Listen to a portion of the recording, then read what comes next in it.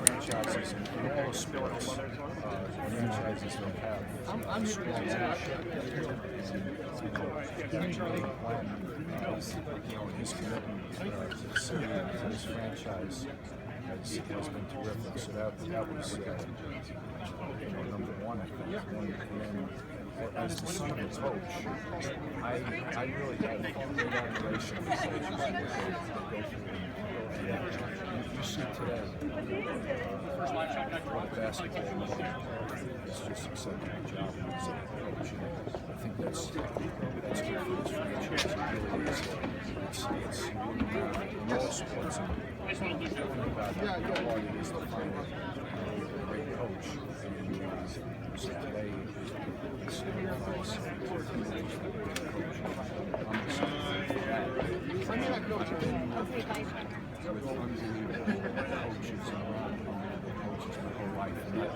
not to brag, because that's my father, but being with him early on, I worked with him for 25 years, and which was a highlight of my sports career, because it truly is a centerpiece of the team. In order for teams to have success, I think we have to have a great coach. Now, we're sitting here today, and think about like if all of you could take a sabbatical and go around to great media outlets around the world. That's what you're doing. Because you know he's a student. There's 13 franchises that came down to San Antonio twice, and just soaking it in. And what is he going to do? He's going to lock it in the drawers, then he's put it in the closet. He's going to take it and use that knowledge to get better of himself and also to support that on this great roster.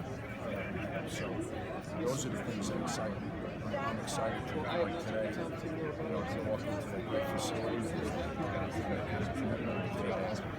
It's unique because there's a medical facility right next door. The Mayo Clinic, being in close proximity to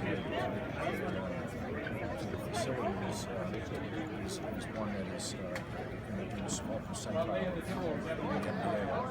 It's very few close relationship with close proximity.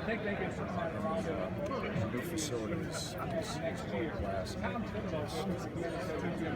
It's a great place to go to work. So if I was one of these players, I just that's what happens. So I've talked to them. Is there something to coming in a situation where sometimes the team rebuilding you kind of start from scratch, but everybody agrees this team is not well, it's a very good young foundation. And I think that's what certainly we want to build on and bring those great coaches. It's a great vision of the plan. And so give him credit for identifying a great coach and how's the process played out? Do you get a sense of urgency from the guy that there's a decision soon? I don't know if urgency is the right word. I think that as a guy who's focused on what he wants, I think he went through the process and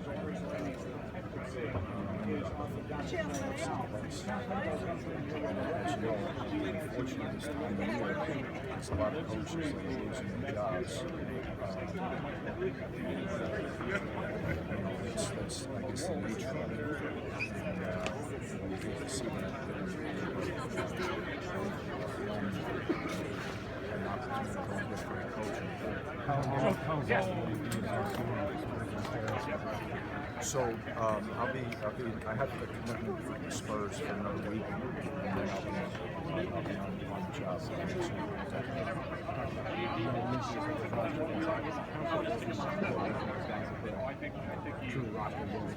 Well, I think that's the ongoing task. You want to put the best team you can on the floor.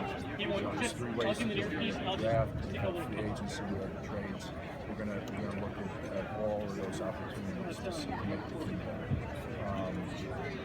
And that's we'll just work day and night, just put the best roster we can together. What makes sense for this excitement roster. When Tom comes to San Antonio, Tom comes to San Antonio twice. You guys talk 7 years of working No, I mean, we're good friends. He came to San Antonio twice, and we spent a lot of time together. He had an opportunity to spend time with head coaches, and I think this wasn't like a set in the dark. It was red leather boots and talking about let's shoot the beers. No, we're just good friends, and I'm glad that it worked out the way it did. I think when he was in San Antonio, there was no way that we knew Minnesota job would be open, or jobs, and there's no way that we'd be together. But we were good friends, and I was cheering for him. I had an unbelievable job, right? Think of how lucky I am. To be in San Antonio for 4 years is an incredible education when you think of the franchise and to be around Pop and RC. These two guys, they're shoo-ins for the Hall of Fame, and both of them, trust me.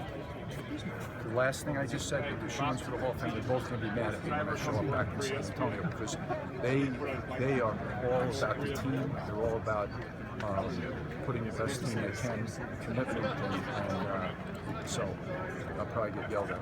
Is there things that you bring from there, principles, whatever, the way they go about business, and implement them here? Well, the way San Antonio does things, and again, they would be mad if I shared any secrets, but I think their processes and the way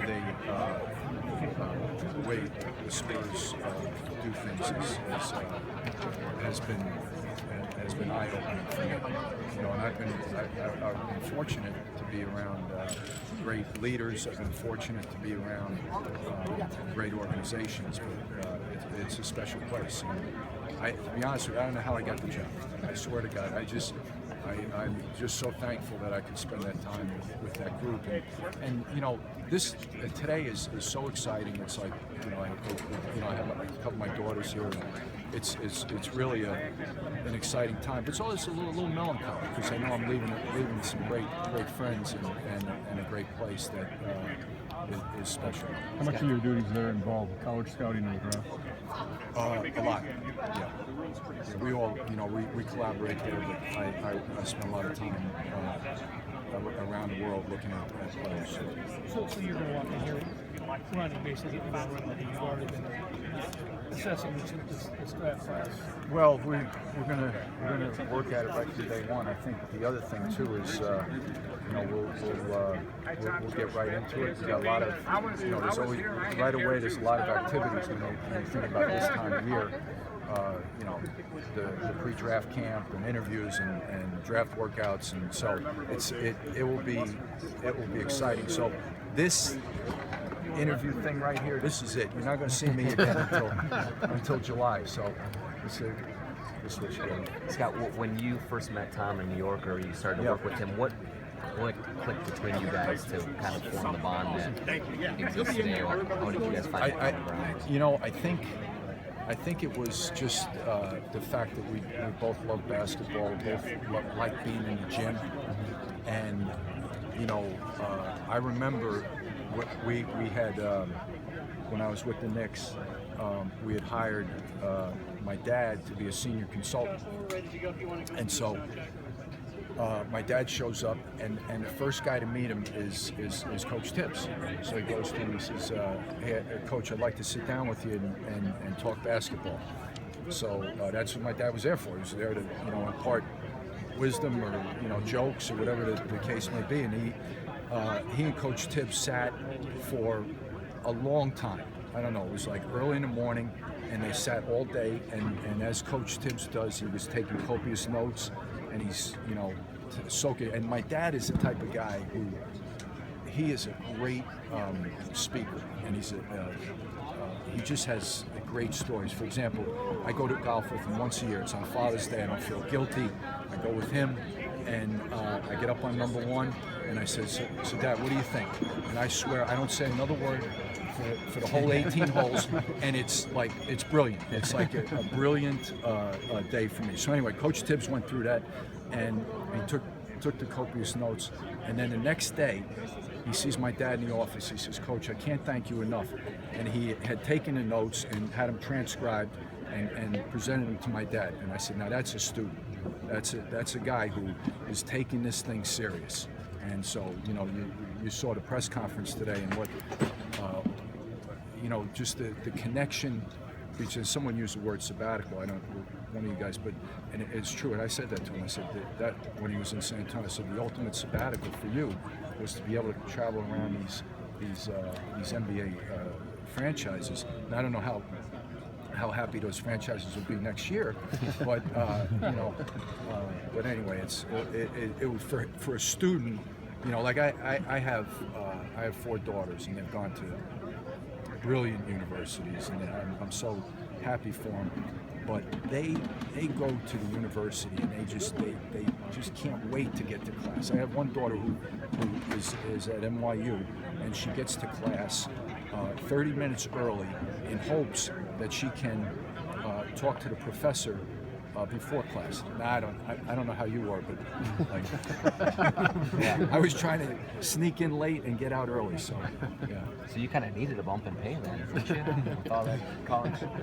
Hey, I'll tell you, we've been blessed. We've got a great family. You talk about collaboration. Yep. You look at your resume, the people you work with. Yep. It's clear that titles aren't as important as results. You talk about learning that lesson because here, the president, general manager, it's going to be a collaboration. What does it mean to you to get it done and not necessarily be the person who gets all the credit? I think if you're looking for credit, I think you're in the wrong place. This is truly a team sport. I'm here to do everything I can to help the team win. And I think Coach is that way. I think Glenn is that way. Glenn obviously made a huge commitment to get Coach here. And it's not like, I think sometimes like with titles, you get the impression is you're sitting in a room and no one can speak, or only this guy can talk because he has a higher title. It doesn't work like that. It's like if you're on the job every day, and believe me, as you know, Coach Tibbs is committed. Every day we're looking at things and we're working to make the team better. So it's not going to be anybody pulling out a business card saying, "Well, my title's higher, more than yours." It's what's good for the franchise. It's what's good, what's in the best interest of the team. And I had a relationship. I honestly, I have no idea. I'm telling you, you're going to think this is crazy.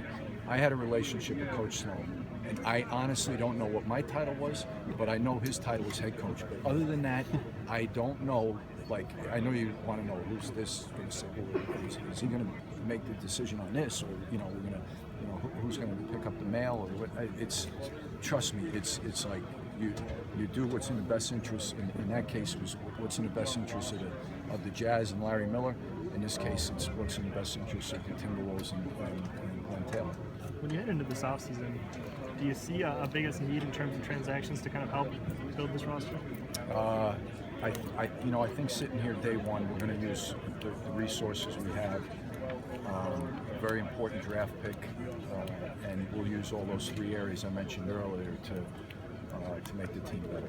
And that's what you have to do. I don't think there's I don't think every year that you're just like loading up in one of those 3 areas. I think every year you use all the tools you have at hand to get better. And we'll work at it, and we'll build the best roster we can. How different?